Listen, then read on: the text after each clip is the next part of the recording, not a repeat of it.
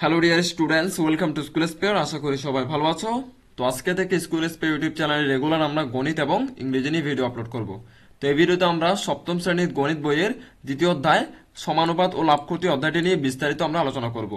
এটি হচ্ছে তোমাদের প্রথম পর্ব এবং এই পর্বে আমরা 18 থেকে শুরু করে 21 পৃষ্ঠা পর্যন্ত তোমাদের যে অনুশীলনীর অঙ্কগুলো দেওয়া আছে এবং বিভিন্ন রিডিং দেওয়া আছে এগুলো স্টেপ বাই স্টেপ তোমাদেরকে ধরিয়ে ধরিয়ে বুঝিয়ে দিব। এগুলো হচ্ছে তোমাদের বেসিক। এবং দ্বিতীয় পর্বে আমরা 22 পৃষ্ঠা থেকে শুরু করে 25 পৃষ্ঠা পর্যন্ত যে অঙ্কগুলো দেওয়া আছে ওগুলো আমরা সমাধান করব এবং তোমাদেরকে ধরে ধরে বুঝিয়ে দেব।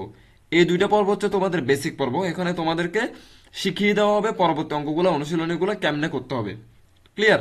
সো দুইটা পর্ব কমপ্লিট হওয়ার পরে দেন আমরা যে বেসিক যদি কমপ্লিট হয় আর কি, দেন আমরা অনুশীলনীর যে অঙ্কগুলো রয়েছে ওগুলো একটা একটা ধরে ধরে তোমাদেরকে করিয়ে দিব এবং আমি আমার এই চ্যানেলে প্লেলিস্ট আকারে সবগুলো দিয়ে দিব। সো যারা এখন স্কুল স্পে ইউটিউব চ্যানেলটি সাবস্ক্রাইব করো না তারা সাবস্ক্রাইব করো, নোটিফিকেশন বেলটি ওপেন করে অল করে দাও যেন আমি ভিডিও ছাড়ার সাথে সাথে তোমরা নোটিফিকেশন পেয়ে যাও এবং দ্রুত ভিডিওগুলো দেখে নিতে পারো। অবশ্যই অঙ্কগুলো করার সময় খাতা কলম নিয়ে বসবা যেন আমি যখন বলবো যেটা বলবো সেটা নোট করে ফেলবা। ঠিক আছে? এই ভিডিওগুলো যদি তোমরা দেখো তাহলে তোমাদের আর প্রাইভেট পড়ার প্রয়োজন হবে না। তো দেরি না করে চলো চলে যায় আমাদের মূল আলোচনায়।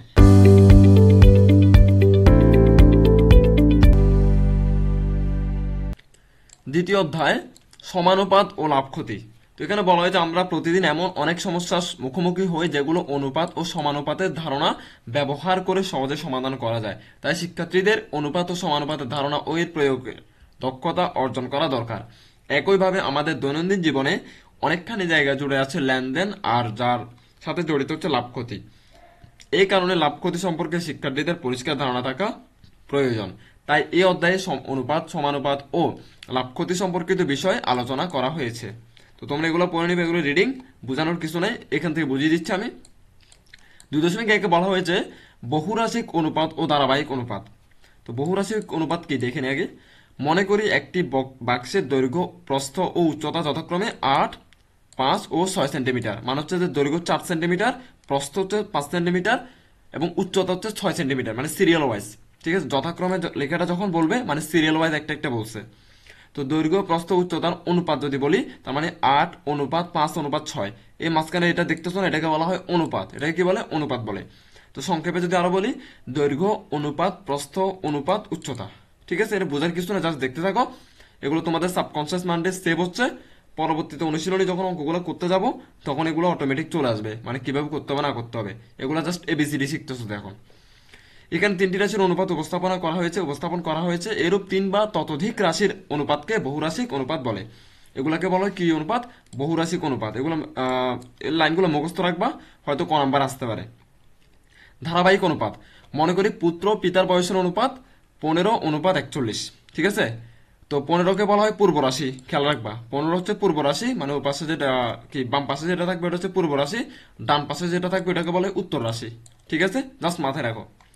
পিতা ও দাদার বয়সের অনুপাত হচ্ছে 41:65। তার মানে পিতার হচ্ছে যে 41, দাদার বয়স হচ্ছে যে 65। মানে যে আগে তারটা আগে, যে পরে তারটা পরে। ক্লিয়ার? তো এখানে যদি পিতা, পুত্র এবং দাদা একসাথে করে ফেলি তাহলে কেমন হয়? সাপোজ দুটি অনুপাতকে একত্র করে পাই পুত্রের বয়স অনুপাত পিতার বয়স অনুপাত দাদার বয়স। সেম তো। তবে পুত্রের বয়স প্রথম আসছে 15, বাবার বয়স বা পিতার বয়স হচ্ছে 41 এবং দাদার বয়স হচ্ছে 65। তো সিরিয়াল ওয়াইজ এটা লিখছে, এটাকে একটা তোমাকে দেখাচ্ছে মানে অনুপাত কিভাবে লিখতে হয়। এই যে সিরিয়াল ওয়াইজ লিখছে এটাকে কি বলে? এই ধরনের অনুপাতকে ধারাবাহিক অনুপাত বলে। এগুলো মুখস্থ রাখবে। একটা হচ্ছে তোমার বহুরাশিক অনুপাত কাকে বলে, এই যে বহুরাশিক অনুপাত। আর হচ্ছে ধারাবাহিক অনুপাত, একটা ধারা আছে মানে সিরিয়াল ওয়াইজ আসতেছে একটার পর একটা। সাপোজ পুত্র পিতা দাদা বা দাদা পিতা পুত্র। ঠিক আছে? তো এগুলো হচ্ছে রিডিং, এর বোঝানোর কিছু নাই। নেক্সট আমরা চলে যাই নেক্সট পৃষ্ঠায়। কি বলছে 19 পৃষ্ঠায়? চলে আসছে একটা উদাহরণ। এবার উদাহরণটা বোঝা অনেক জরুরি। এবার কেমনে করে দেখে এনে বলছে 7:5, এই মাঝখানটাকে বলা হয় অনুপাত, এবং 8:9, দুটি অনুপাত। এটা একটা পুরো অনুপাত, এটা একটা পুরো একটা অনুপাত। ঠিক আছে? এদেরকে ধারাবাহিক অনুপাতে প্রকাশ করো। এই যে মাত্র পড়লাম ধারাবাহিক অনুপাত, সিরিয়াল ওয়াইজ নিয়ে আসা। ধারাবাহিক অনুপাত মানে হচ্ছে 3টা অনুপাতে নিয়ে আসা, মানে 3টা থাকবে। এখানে দেওয়া আছে কয়টা? 4টা। 1টা 2টা 3টা 4টা। এই 4টাকে আমরা কয়টাতে নিয়ে আসবো? 3টাতে ধারাবাহিক করবো। কেমনে? আমরা এটা দেখি না, আমরা বিকল্পটা দেখি, এটা সহজ। এটা দেখি, তোমাদেরকে এটা দেখাই দিই। তো বিকল্প কেমনে করবো আমরা? প্রথম অনুপাত লিখছি আমরা। প্রথম অনুপাত লেখার পর প্রথম অনুপাত কি ছিল? 7:5। আমরা 7:5 লিখলাম। লিখার পরে আমরা দ্বিতীয় অনুপাতের প্রথম সংখ্যাটা গুণ করব। সাপোজ এই 7-এর সাথে একবার 8 গুণ করছি, দেখো ঠিক আছে না? এই মানে 7-এর সাথে একবার 8 গুণ করব, 5-এর সাথে একবার 8 গুণ করব, দেখো তো 5-এর সাথে একটা 8 গুণ করবো, এটা চঙ্কের নিয়ম আর কি। এই 5-এর সাথে একবার 8 গুণ করছি, এটা নিয়ম, এই যে নিয়ম আছে এই নিয়মে তুমি করবা। তো 5 7 কত 56, অনুপাত মাঝখানে অনুপাতটা বসছে, 5 কত 40 বসছে। ঠিক আছে, এটা হচ্ছে প্রথম অনুপাত সমাধান করছি। এবার দ্বিতীয় অনুপাত সমাধান করব। দ্বিতীয় অনুপাত কি ছিল? 8:9। তো দ্বিতীয় অনুপাত আমি 8:9 বসাইলাম। বসানোর পরে এগুলোর সাথে কাকে গুণ করব? ওই যে প্রথম অনুপাতের দ্বিতীয় সংখ্যাটাকে। ক্লিয়ার? তো প্রথম অনুপাতের দ্বিতীয় সংখ্যা কে ছিল? 5 ছিল। এই 5 দ্বারা গুণ করব। 8-এর সাথে 5 একবার গুণ, 9-এর সাথে 5 একবার গুণ। সোজা কথা হচ্ছে যে প্রথম অনুপাত যেটা আছে ওইটার সাথে কি করব? কাকে গুণ করব? দ্বিতীয় অনুপাতের প্রথম সংখ্যাটা। এবং দ্বিতীয় অনুপাতের সাথে কাকে গুণ করব? প্রথম অনুপাতের দ্বিতীয় সংখ্যাটা। কথা বুঝতে পারছি? একটু প্যাচ লাগতে পারে প্রথম প্রথম, দেখতে থাকো, করতে থাকো, ডোন্ট ওরি। যখন অনুশীলনী অঙ্কগুলো করবা আরো সহজ হয়ে যাবে। ঠিক আছে? তো এখানে কেমন কেমন আসতেছে অঙ্ক? তো এখানে 5 কত 40 আসতেছে, আর 5 কত 45 আসতেছে। এটার মধ্যে আর এটার মধ্যে সিমিলার কি? সিমিলার কি? এক হচ্ছে 40, সংখ্যাটা একই না? যেহেতু একই সংখ্যা, তার মানে আমি লিখতে পারি 56:40:45। 40 একবার লিখবো, কারণ একই সংখ্যা তো। এবার উত্তর কোথায়? উত্তর হচ্ছে এখানে দেওয়া আছে। সুতরাং অনুপাত দুটির ধারাবাহিক অনুপাত হচ্ছে 56, এই 56, তারপর 40, এই 40 লিখলাম, তারপর হচ্ছে 45, কারণ 40 আরেকবার লিখবো না, 40 তো একবার লিখছি আমি, আর 45, তার মানে ধারাবাহিক অনুপাত তিনটাতে নিয়ে চলে আসছে না, দেখো তো 56, 40, 45, এই ধারাবাহিক, এটাকে বলে ধারাবাহিক অনুপাত। ক্লিয়ার? এটা আরেকবার দেখে নিবা, কয়েকবার করলে তোমাদের ক্লিয়ার হয়ে যাবে। এটা সেম, এ না বিকল্পটা সহজ ছিল, এই জন্য তোমাদেরকে বিকল্পটা বুঝিয়ে দিছি, এটাতে বেচানোর দরকার নাই। ক্লিয়ার? তো কাজগুলো দেখো না, বলছে যে কাজ নিচের অনুপাতগুলোকে ধারাবাহিক অনুপাতে প্রকাশ করো। তুমি যদি এটা বুঝে থাকো তাহলে কি তোমরা এই কাজগুলো পারবা। তো বলছে 12:17, 5:12, এই দুইটা দিয়ে দিচ্ছে, এগুলোকে ধারাবাহিক অনুপাতে প্রকাশ করো। কোন অনুপাত? ধারাবাহিক অনুপাত। তার মানে এই অঙ্কটা সেম হুবহু। কি করবা? প্রথমে 12-এর সাথে 5 একবার গুণ করবা, 17-এর সাথে 5 একবার গুণ করবা, মানে প্রথম অনুপাতে। দ্বিতীয় অনুপাতে যখন যাবা, 5-এর সাথে 17 একবার গুণ করবা, 12-এর সাথে 17 একবার গুণ করবা। সেম এটা ফলো করবা। এগুলা করে করে তোমরা এই 1 থেকে শুরু করে 1 2 3 4টা প্রশ্ন উত্তর এগুলা করবা। খাতায় করে উত্তর যত আছে তত আমার কমেন্টে লিখে দিবা, দেন আমি ওখানে রিপ্লাই দিব, হয়েছে কি হয় না। ঠিক আছে? এবার আছে 2.2 সমানুপাত। তো এখানে সমানুপাতে কি বলা হয়েছে দেখিনি আমরা। এতক্ষণ কি করছি আমরা? এতক্ষণ করছি আমরা ধারাবাহিক অনুপাত। এবার করব সমানুপাত। মনে করি সোহাগ কোনো দোকান থেকে 10 টাকা দিয়ে একটি চিপসের প্যাকেট এবং 25 টাকা দিয়ে 1 কেজি লবণ কিনলো। এখানে লবণ ও চিপসের দামের অনুপাত 25:10। তার মানে 10 টাকা হচ্ছে যে কিসের দাম? তোমার চিপসের দাম, আর 25 টাকা হচ্ছে লবণের দাম। তো আমরা যেটা বড়টা আগে লিখলাম আর কি, 25:10 লিখছি। এটাকে আমি ভাঙিয়ে 5:2 লিখলাম। তো এখন কিভাবে আসলো 5:2? ভালো করে খেয়াল করো। এরকম যখন কোনো সংখ্যা থাকে, এটাকে আমরা লেখা সিস্টেম হচ্ছে যে এরকম, মানে উপরে 25, এই উপরে 25, আমার আসলে মাউস দিয়ে লিখতেছি তো আমার লেখা বাজ আসতেছে, আর নিচে হচ্ছে 10, এরকম থাকে। এটাকে যদি আমি কাটাকাটি করি, কত দিয়ে? 5 দিয়ে কাটাকাটি করব, তাহলে 5×5 25, উপরে থাকে 5, আর 5×2 10, এখানে থাকে কত? 2। তার মানে 5 আর 2 একসাথে, এই 5:2, মানে কাটাকাটি করছি 5 দিয়ে। এটাকেও 5 দিয়ে কাটাকাটি করছি, তাহলে 5×5 25 আসতেছে। এটাকেও 5 দিয়ে কাটাকাটি করছি, তাহলে 5×2 10 আসতেছে 2। ঠিক আছে? এভাবে 5:2 আসছে। ঠিক একইভাবে সোহাগদের শ্রেণীতে শিক্ষার্থীর সংখ্যা 70, এদের মধ্য থেকে 50 জন ছাত্র এবং ছাত্রী হচ্ছে 20 জন। এখানে ছাত্র ছাত্রী সংখ্যার অনুপাত 50:20। ঠিক আছে? তার মানে ছাত্র হচ্ছে তোমার 50 জন এবং 20 জন হচ্ছে ছাত্রী। এবার এগুলোকে কাটাকাটি করব কেমনে? এখানে 10 দিয়ে কাটাকাটি করব। 10 দিয়ে কাটা করলে 10 একে 10, 10×2 = 20, 3×10 = 30, 4×10 = 40, 5×10 = 50। তাহলে 5×10 = 50, 10 দিয়ে কাটাকাটি করছি, উত্তর আসতেছে 5। এই 5 20কে আবার 10 দিয়ে কাটাকাটি করব, কারণ আমরা যে সংখ্যা আগেরটা দিয়ে কাটাকাটি করছি সেম সংখ্যা দিয়ে পরেরটাকেও কাটাকাটি করব। তাই 10 একে 10, 10 2 × 20, তার মানে 2 আসতেছে। তাহলে 5:2, 5:2, দুটোর উত্তর মিলে গেছে না? এই যে দুটোর উত্তর মিললো, এবার আমরা কি বলতে পারি তাহলে? অতএব আমরা বলতে পারি 25:10, মানে এই 25:10, এটা উপরেরটা, এই যে 25:10 আমি একটু মুছে দিই, দেন বুঝে। আবার এই যে 25:10 দেওয়া আছে না, এই 25:10, এই 25:10 লিখছি। আবার এখানে 50:20, এই 50:20 দুইটা সমান, মাঝখানে সমান দিচ্ছি কেমনে? কারণ এটার উত্তরও 5:2, এটার উত্তরও 5:2, দুইটাই সমান, এই জন্য মাঝখানে সমান চিহ্ন দিয়ে বলে দিচ্ছি এরা সমান। এই অনুপাতে 4টি রাশি আছে। কয়টি রাশি দেখো তো? 1টি, 2টি, 3টি, 4টি। এই 4টি রাশির এই 4টি রাশির একটি সমানুপাত তৈরি করছে। এই 4টা রাশি মিলে একটা সমানুপাত কেমনে? এই যে এই দুইটা সমান। তো এখন আমরা লিখতে পারি মানে এই যে চারটা, প্রথম রাশি কে 25, দ্বিতীয় রাশি হচ্ছে 10, 3 নম্বর রাশি হচ্ছে 50, 4 নম্বর রাশি হচ্ছে 20। দেখছো লিখছেন এখানে? বিবেচনা করলে আমরা লিখতে পারি প্রথম রাশি অনুপাত দ্বিতীয় রাশি সমান তৃতীয় রাশি অনুপাত চতুর্থ রাশি। এটা লিখে রাখো, এটা হচ্ছে সূত্রের মতো অনেকটা, এটা অ্যাপ্লাই করতে হবে। ঠিক আছে, প্রথম রাশি অনুপাত দ্বিতীয় রাশি ইকুয়াল তৃতীয় রাশি অনুপাত চতুর্থ রাশি। এটা তো গেল। এবার এখানে কি বলছে দেখি, চারটি রাশির প্রথম ও দ্বিতীয় রাশির অনুপাত এবং তৃতীয় চতুর্থ রাশির অনুপাত পরস্পর সমান হলে রাশি চারটে একটি সমানুপাত তৈরি করে। সোজা কথা হচ্ছে যে প্রথম ও দ্বিতীয় রাশির অনুপাত, প্রথম আর দ্বিতীয় রাশি কে এই 25 আর 10, এই 25 আর 10 এর অনুপাত যত হবে তত যদি তৃতীয় চতুর্থ রাশির অনুপাত মানে তৃতীয় চতুর্থ কে কে 50 আর 20, তৃতীয় এবং চতুর্থ এই চারটা মানে এই প্রথম দুইটা এবং দ্বিতীয় দুইটার অনুপাত যদি পরস্পর সমান হয়, কেমনে সমান হয়? ওই উত্তর হচ্ছে 5:2, 5:2, দুইটার উত্তর সমান হয়েছে না?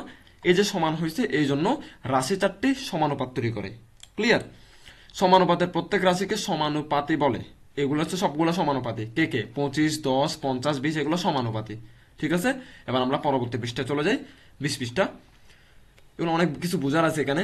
তো 20 পৃষ্ঠা এখানে অ্যানালাইসিস করে তারা একটা সূত্র বের করছে। সেটা হচ্ছে প্রথম রাশি, এটা হচ্ছে সূত্র। দেখে নাও, এটা মুখস্থ করে ফেলবা, বই যদি থাকে বই দাগায় নাও সূত্রটা। প্রথম রাশি গুণ চতুর্থ রাশি ইকুয়াল দ্বিতীয় রাশি গুণ তৃতীয় রাশি। এটা বুঝতে গেলে অনেক টাইম লেগে যাবে, আমি বুঝতে পারতাম, দেখে হালকা করে পারি কিনা। সমানুপাতের প্রথম ও দ্বিতীয় রাশি সমজাতীয় এবং তৃতীয় চতুর্থ রাশি সমজাতীয় হবে, এটা বাদ, এটাও বাদ। এখানে দেখি আমরা বলছে সমানুপাতের প্রথম ও চতুর্থ রাশিকে প্রান্তীয় রাশি। আচ্ছা, এটা বুঝাই দিই। প্রথম ও চতুর্থ রাশি মানে কি, এই যে 25 অনুপাত 10 মাঝখানে হচ্ছে সমানুপাত, এটাকে বলে সমানুপাত, এবং 50 অনুপাত 20। তার মানে হচ্ছে যে প্রথম এই পাশেরটা 20 আর 25 মানে দোনো পাশেরটা, প্রথমটা একবার শেষেরটা, এগুলোকে বলে প্রান্তীয় রাশি, মনে রাখবা। এবং মাঝখানের দুইটা 10 এবং 50 এগুলোকে বলে মধ্য রাশি। ঠিক আছে, তো এটাকে আমি যদি ভাঙা লিখি, আমরা একটু আগে দেখাচ্ছিলাম অপর পৃষ্ঠায়, মানে এভাবে থাকা মানে হচ্ছে 25 উপরে থাকা 10 নিচে থাকা, ওই প্রথম রাশি উপরে দ্বিতীয় রাশি নিচে, এই মাঝখানে যে লাইনটা দেখছো এটাকে বলে পাক চিহ্ন, এটাকে কি বলে ডিভাইডেড। ঠিক আছে, ডিভাইডেড বাই বলে এটাকে। তাহলে প্রথম রাশি ডিভাইডেড বাই দ্বিতীয় রাশি ইকুয়াল তৃতীয় রাশি বাই ডিভাইডেড বাই চতুর্থ রাশি। তৃতীয় মানে 50, চতুর্থ মানে হচ্ছে 20, তার মানে তৃতীয় রাশি ডিভাইডেড বাই চতুর্থ রাশি। ঠিক আছে, এবার এটাকে আমরা একটু সমাধান করছি কিভাবে। প্রথম রাশির সাথে চতুর্থ রাশি আর গুণ করছি, আর গুণ মানে বুঝো, অনেকে বুঝবো অনেকে বুঝবা না, এটার সাথে এটা গুণ করছি, এবং দ্বিতীয় রাশির সাথে তৃতীয় রাশি আর গুণ করছি। ঠিক আছে, এই দুইটা আর গুণ করার কারণে প্রথম রাশি গুণ চতুর্থ রাশি হয়ে গেছে, এই প্রথম রাশি গুণ চতুর্থ রাশি, এবং দ্বিতীয় রাশি গুণ তৃতীয় রাশি হয়ে গেছে, দ্বিতীয় রাশি গুণ তৃতীয় রাশি, মাঝখানে সমান, এই সমানটা মাঝখানে বসে গেছে। এটা হচ্ছে তোমাদের সূত্র, এটা দাগে রাখো, এটা স্টার মার্ক দিয়ে রাখো, এটা লাগবে পরবর্তীতে। ঠিক আছে, এবার হচ্ছে ত্রৈরাশিক রাশি, এটা মুখস্থ রাখবা, এটা হচ্ছে সূত্র, প্রথম রাশি গুণ চতুর্থ রাশি ইকুয়াল দ্বিতীয় রাশি গুণ তৃতীয় রাশি। আমরা জানি প্রথম রাশি গুণ চতুর্থ রাশি ইকুয়াল দ্বিতীয় রাশি গুণ তৃতীয় রাশি, এই যে সূত্রটা লেখার পরে বলছে, মনে করি খুব ভালো করে বোঝো অঙ্কটা, প্রথম দ্বিতীয় ও তৃতীয় রাশি যথাক্রমে 9, 18, 20। তোমাকে প্রথম রাশিও দিয়ে দিছে, দ্বিতীয় রাশিও দিয়ে দিছে, তৃতীয় রাশিও দিয়ে দিছে। এবার বলতেছে চতুর্থ রাশি বের করো, 4 নম্বর রাশি কি হবে তুমি বের করো। এবার কেমনে বের করবো, এই সূত্র অ্যাপ্লাই করে বের করবো, দেখো কেমনে বের করি। তো মনে করি প্রথম দ্বিতীয় ও তৃতীয় রাশি যথাক্রমে 9, 18, 20 লিখছি না? লেখার পরে আমরা লিখছি এখানে, আমরা সূত্র কি জানি, প্রথম রাশি গুণ চতুর্থ রাশি সমান দ্বিতীয় রাশি গুণ তৃতীয় রাশি। সূত্রটা অ্যাপ্লাই করছি, দেখো কেমনে। এই প্রথম রাশি গুণ চতুর্থ রাশি, চতুর্থ রাশির মান কি আমরা জানি? জানি না, যার কারণে চতুর্থ রাশি ডিরেক্ট লিখে দিচ্ছি, সমান সমান, এই যে সমান সমান সূত্রটা। তৃতীয় রাশি গুণ তৃতীয় রাশি, দ্বিতীয় রাশি কে ছিল 18, এবং গুণ তৃতীয় রাশি চতুর্থ রাশি, তৃতীয় রাশি কে ছিল 20, 20টা লিখছি। দেখছো সূত্রটা অ্যাপ্লাই করছি, জাস্ট মানে সূত্র যেটা যেটা বলছো ওইটা ওইটা বসাই দিছি, কিন্তু চতুর্থ রাশির মান জানি না, এটা বের করব। তো এখন বের করার নিয়ম হচ্ছে, তোমার এতটুকু পর্যন্ত হচ্ছে অঙ্ক, আর এরপর একটা হচ্ছে সমাধান। সমাধান সবগুলো অঙ্কের প্রায় সিমিলার। চতুর্থ রাশির মান বের করার জন্য চতুর্থ রাশিকে আমরা একলা সমানের বাম পাশে রাখবো, ওনাকে একলা রাখছি। ওনাকে একলা রাখার পর ওনার পাশে যে বন্ধু বান্ধব ছিল বা শত্রু ছিল, কে ছিল ওনার বন্ধু বান্ধব? 9 ওনার বন্ধু ছিল। 9-এর সাথে ওনার সম্পর্ক কি ছিল? গুণের সম্পর্ক ছিল। তো 9কে আমি যাচ্ছি সমানের অপর পাশে পাঠাই দিতে, মানে 9 আছে সমানের এখন বাম পাশে, লাফ মেরে ডান পাশে পাঠাই দিব ওরাই। কেন? কারণ নাহলে চতুর্থ রাশি তো মান বের করতে পারবো না, এই জন্য 9কে আমি সমানের ডান পাশে পাঠাই দিছি। এই যে 9-এর সাথে সম্পর্ক ছিল গুণের, যার কারণে 9টা সমানের ডান পাশে যাওয়ার পর ভাগ হয়ে গেছে। কার সাথে ভাগ হয়েছে? ওই 18 গুণ 20-এর সাথে ভাগ হয়েছে। ভাগ হওয়া মানে কি? ওদের নিচে চলে যাওয়া। এটা হচ্ছে ডিভাইডেড বাই, এই যে একটা দাগ দিচ্ছে, এটা ডিভাইডেড বাই বলে, এটাকে ভাগ বলে। তার মানে 9 ওদের সাথে কি হয়ে গেছে? ভাগ হয়ে গেছে। ভাগ হয়ে কোথায় চলে গেছে? নিচে চলে গেছে। ক্লিয়ার? তার মানে 18 গুণ 20, উপরে 18 গুণ 20 ছিলই, শুধুমাত্র 9টা একটু দিয়ে নিচে চলে গেছে ওদের। ওদের সাথে ভাগ হয়ে গেছে। এবার আমরা কাটাকাটি করব। 18-র সাথে 9কে যদি কাটাকাটি করি, 9 দুগুণ 18, 9 এই দুগুণা এই 18। তার মানে আমি 18 আর 9কে কাটি দিব, আর বাকি রয়ে গেছে 2। কারণ যেটা পড়ো ওইটার উপরে লিখতে হয় 2, যেহেতু 18 পড়ো উপরে লিখছি তাই। তো গুণ 20, 20 তো রয়ে গেছে, তো 20-এর সাথে 2টা গুণ হয়ে যাবে, 20 দুগুণা কত? 40। তার মানে চতুর্থ রাশি হচ্ছে 40। তার মানে 9, 18, 20, এখানে বসবে 40। ঠিক আছে, মানে চতুর্থ রাশি হচ্ছে 40। ক্লিয়ার? না বুঝে থাকলে ভিডিওটা আবার দেখো। আর যদি কোনো প্রশ্ন থাকে অবশ্যই কমেন্টে বড় করে সুন্দর করে গুছিয়ে লিখবা, নাহলে হুট করে একটা প্রশ্ন করে ফেললাম তাতে এক লাইনের ভিতর আমি তো বুঝবো না। সুন্দর করে গুছিয়ে লিখবো, তো দেওয়ার চেষ্টা করবো। এগুলোকে বলে ত্রৈরাশিক রাশি। ঠিক আছে, এবার এখানে দেখো সমানুপাতের লক্ষ্য করি, সমানুপাতের প্রথম ও চতুর্থ রাশিকে প্রান্তীয় রাশি বলে, সমানুপাতের দ্বিতীয় তৃতীয় রাশিকে মধ্য রাশি বলে। ঠিক আছে, তো উদাহরণ 2, উদাহরণ 2 বলছে 3, 6, 7 এর চতুর্থ সমানুপাতে নির্ণয় করো। একেবারে হুবহু সেম অঙ্ক এটা। ঠিক আছে, এই যে মাত্র এটা বুঝাই দিলাম, এটা হচ্ছে হুবহু সেম অঙ্ক, কোথায় তুলে দিচ্ছি এটা। তুমি যদি ওইটা বুঝে থাকো এটা বুঝবে, এটা আর বোঝানো লাগবে না, জাস্ট একটু দেখাই দিচ্ছি। তো 3, 6, 7 তিনটা রাশি, প্রথম দ্বিতীয় তৃতীয় বলে দিছে, চতুর্থটা বের করবা। সেম ওই সূত্র ওইটা প্রয়োগ করবা। সূত্র কি ছিল আমাদের? প্রথম রাশি গুণ চতুর্থ রাশি ইকুয়াল দ্বিতীয় রাশি গুণ তৃতীয় রাশি। ঠিক আছে, তো সূত্র অনুযায়ী আমরা এখানে চতুর্থ রাশি বের করতে হবে। তো তৃতীয় রাশির প্রথম রাশি গুণ চতুর্থ রাশি, প্রথম রাশির মান হচ্ছে কত? 3, 3 বসাইলাম। তো চতুর্থ রাশির তো মান জানি না, বের করবে, এটা লিখে ফেললাম। দ্বিতীয় রাশির মান 6 বসাইলাম, গুণ বসাইলাম। তৃতীয় রাশির মান 7 বসাইলাম। এবার এখান থেকে চতুর্থ রাশি লিখে তিনটাকে সমানের এই পাশে পাঠিয়ে দিছি, যেহেতু গুণ অবস্থায় আছে 3 এই পাশে আসি, ভাগ হয়ে গেছে। ভাগ হয়ে যাওয়াতে তাহলে 6 গুণ 7 ডিভাইডেড বাই বা ভাগ 3। তো 6-এর সাথে 3 কাটাকাটি করলাম, 3 দুগুণা 6, এই 3 এই দুগুণা 6, 2 পরে রয়ে গেছে, তাহলে 7 দুগুণা 14। তার মানে আমার চতুর্থ রাশির মান আসতেছে 14। তার মানে 3, 6, 7, 14। ক্লিয়ার? এটা আমি এত ভালো করে ডিটেলসে বুঝাই নাই কেন, কারণ আমি এটা বুঝাই দিছি। এটা যারা বুঝবা এটা 100% বুঝবা, সেম ফুল সিমিলার অঙ্ক। ক্লিয়ার? এবার আমরা পরবর্তী পৃষ্ঠায় চলে, এটা হচ্ছে তোমাদের লাস্ট পৃষ্ঠা। জাস্ট অঙ্কগুলো একটু দেখাই দিব, তোমাদের ভিডিও বেশি লম্বা হয়ে যাচ্ছে। পরবর্তী ভিডিও যেটা আসবে পর্ব 2, ওটাতে বাকি অঙ্কগুলো 4টা অঙ্ক আছে, ওগুলো দেখাই দিব। দেখানোর পরে তোমাদের সাথে আমরা অনুশীলনের অঙ্ক চলে যাব। ঠিক আছে, স্টেপ বাই স্টেপ তোমাদেরকে বুঝিয়ে দিব। তোমরা যদি এগুলো ভালো করে বুঝতে পারো এবং আমার ক্লাসগুলো যদি নিয়মিত করো, তাহলে তোমাদেরকে আমার মনে হয় না প্রাইভেটে পড়তে হবে আর। ঠিক আছে, তো উদাহরণ 3 এখানে বলে দিছে 8, 7 এবং 14 বলে দিছে, এবং তৃতীয় রাশি নির্ণয় করো। এতক্ষণ আমাদেরকে বলছে চতুর্থ রাশি নির্ণয় করো, এবার আমাদেরকে তৃতীয় রাশি নির্ণয় করতে বলছে। মানে প্রথম রাশি দিয়ে দিছে, দ্বিতীয় রাশি দিয়ে দিছে এবং চতুর্থ রাশি দিয়ে দিছে, বলছে 3 নম্বর রাশিটা বের করো। সেম সূত্র অ্যাপ্লাই করবো, খালি 3 নম্বর রাশিটা বের করবো। দেখো সেম সূত্র, প্রথম রাশি গুণ চতুর্থ রাশি ইকুয়াল দ্বিতীয় রাশি গুণ তৃতীয় রাশি। ক্লিয়ার? এরপরে প্রথম রাশির মান হচ্ছে 8, দ্বিতীয় রাশি চতুর্থ রাশির মান হচ্ছে 14, এই চতুর্থ রাশি এটা 14, এবং 3 নম্বর রাশির মান দেয় নাই। তো দ্বিতীয় রাশির মান আবার 7, এই দ্বিতীয় রাশির মান 7, 7 বসালাম। ওই তৃতীয় রাশির মান বের করতে হবে, এটার জন্য তৃতীয় রাশি ডিরেক্ট লিখে দিছি, যেহেতু বের করতে হবে। সেম ওয়ে আমি যদি তৃতীয় রাশি এদিকে চিন্তা করি, 7কে যদি সমানে পাশে পাঠাই দিই, তাহলে 8 গুণ 14 ডিভাইডেড বাই 7। তো 8 গুণ 14 ডিভাইডেড বাই নিচে কত? 7। এই যে জিনিসটা পুরো এখানে নিয়ে চলে আসছে আর কি, মানে পুরো ট্রান্সফার করে ফেলছি। এটাকে পুরো এদিকে নিয়ে চলে আসছে আমি, এটাকে পুরো ওইদিকে নিয়ে চলে গেছি। তাহলে প্লাস মাইনাস গুণ ভাগ এগুলো নিয়ে কোনো প্রবলেম হবে না। যখন যে কোনো সিঙ্গেল একটা রাশি নিয়ে যাব, সিঙ্গেল একটা সংখ্যা নিয়ে যাব, ওই সংখ্যাটার ক্ষেত্রে প্লাস মাইনাস চেঞ্জ হবে বা গুণ ভাগ হয়ে যাবে।